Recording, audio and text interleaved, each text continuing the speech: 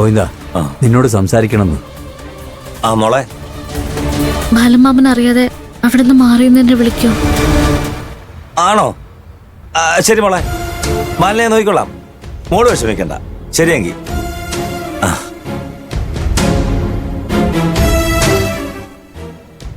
നമുക്ക് വീട്ടിലേക്ക് പോയാലോ? അച്ഛൻ പറയുന്നൊന്നും എനിക്ക് വിശ്വാസമില്ല. നമ്മൾ വിഷമിക്കാതിരിക്കാൻ വേണ്ടി സംസാരിക്കുന്നത് പോലെ എനിക്ക് തോന്നുന്നത്. ഗോവിന്ദമാമ വിളിക്കട്ടെ, എന്നിട്ട് തീരുമാനിക്കാം. ആവണിമോൾ എവിടെയെന്ന് നമുക്ക് കണ്ടെത്തണം. അക്കുചേട്ടൻ അങ്ങോട്ട് പോയിക്കോ, ഞാൻ ഗോവിന്ദമാമയോട് സംസാരിച്ചിട്ട് വരാം. ശരി.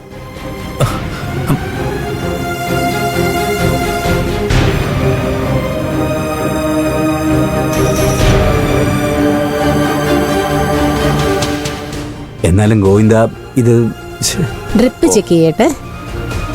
ഇനിയുണ്ടോ സിസ്റ്ററെ? ഇല്ല.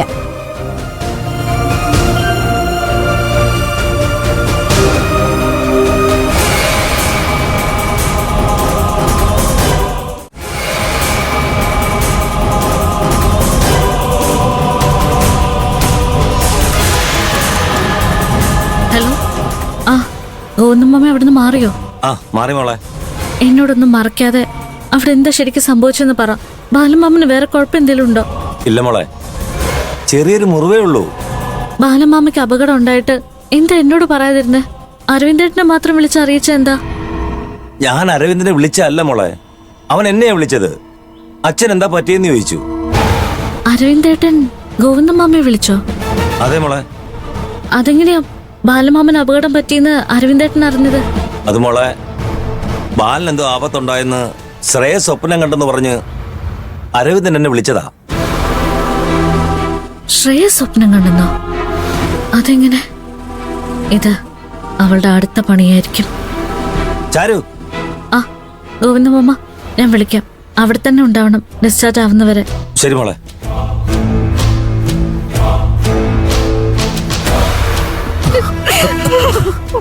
ജിത്തു, എന്തായി?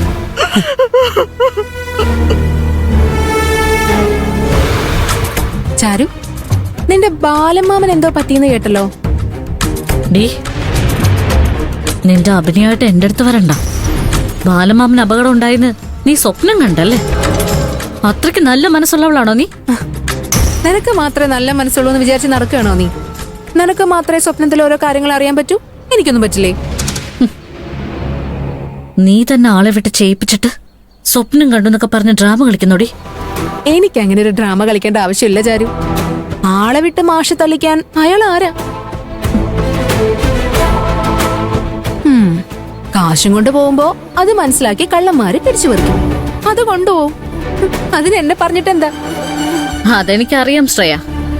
പക്ഷെ ഗോവിന്ദമാമൻ കാര്യം എന്നോട് ആദ്യം പറഞ്ഞിരുന്നെങ്കില് നിന്നെ ഞാൻ സംശയിക്കില്ലായിരുന്നു. ബാലമാമൻ അപകടം ഉണ്ടായിന്ന് പറഞ്ഞ് അരവിന്ദേട്ടനെ വിശ്വസിപ്പിച്ചില്ലേ? അപ്പോഴാ എനിക്ക് സംശയം വന്നത്.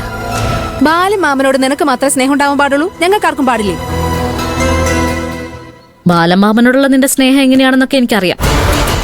വീട്ടിലിരിക്കുന്ന ബാലമാമനോട് നീ കാണിച്ച സ്നേഹം പോലെ നിന്റെ വീട്ടിലിരിക്കുന്ന മമ്മിയോട് എനിക്ക് സ്നേഹം വന്നാലുണ്ടല്ലോ, ഞാൻ കാണുന്ന സ്വപ്നം നീ കണ്ടതിലും ഭീകരമായിരിക്കും. പിന്നെ സംഭവിക്കുന്നത് നിനക്ക് ചിന്തിക്കാൻ പോലും കഴിയില്ല. ഭീഷണിയാണോടി? അല്ല, ഭീഷണിയൊന്നും എന്റെ രീതിയല്ല ശ്രേയ. ഞാൻ ചെയ്യും, എന്നിട്ടേ പറയും. എന്നോട് നീ എന്ത് കാണിച്ചാലും ഞാനത് ക്ഷമിച്ചു എന്ന് വരും. കാരണം നീ സ്നേഹിച്ച ആളെയാണ് ഞാൻ കല്യാണം കഴിച്ചെന്നുള്ള കുറ്റബോധത്തിൽ. പക്ഷേ ബാലമാമനോട് നീ അതുപോലെ കാണിച്ച നീ വിവരം അറിയും. എടി, നിന്റെ ബാലമാമൻ കാരണമാണ് എല്ലാ പ്രശ്നം ഉണ്ടായത്. ഞാൻ സ്നേഹിച്ചവനെ നിന്നെ കൊണ്ട് കല്യാണം കഴിപ്പിച്ചത് അയാളല്ലേ?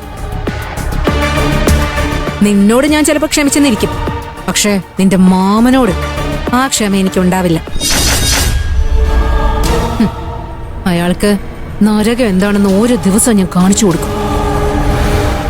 നിന്റെ ഈ മോഹം ഞാനുള്ളിടത്തോളം നടക്കില്ല. ഇവിടെ നിന്ന് പോകുന്നതിന് മുമ്പ് നീ ആരാണെന്ന് ഞാൻ അരവിന്ദേട്ടന് മനസ്സിലാക്കി കൊടുക്കും. നീ എന്നെ കുറിച്ച് എന്ത് പറഞ്ഞാലും ആ മണ്ടൻ അരവിന്ദ് അതൊന്നും വിശ്വസിക്കാൻ പോകുന്നില്ല. എന്തായാലും നീ ഒന്ന് ശ്രമിച്ചു നോക്ക്. നിന്റെ ആഗ്രഹമല്ലേ? All the best. ഓടി